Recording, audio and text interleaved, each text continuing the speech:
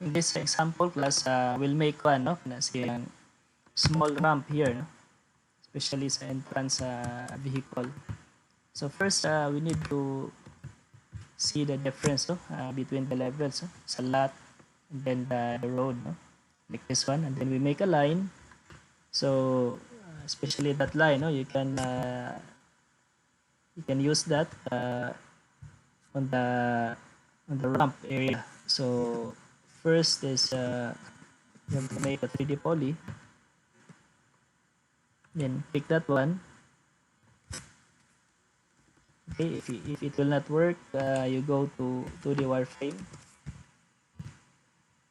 Then 3D poly. So make sure the vertical plane is highlighted, no? Okay, so click, then click that one, and then click that one. Okay, so orbit, no? And then copy that one, CO, click the surface, then click that one, and then position, no? There, no? Here.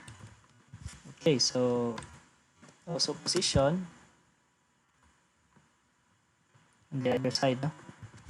And then you make shading, no? Let's say shaded, no?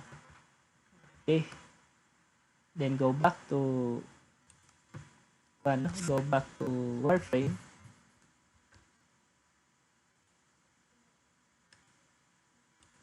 Okay, so we're going to select these two, and then so that will not be bothered by the other models, we can isolate that, no? Isolate objects, and then 3D face. You make a 3D face class. Let's check the shaded.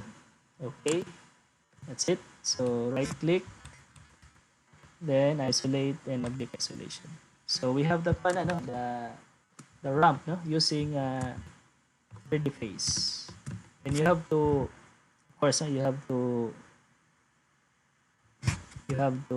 layer, no? This one, no? Okay, that's an example, no? Using 3D face.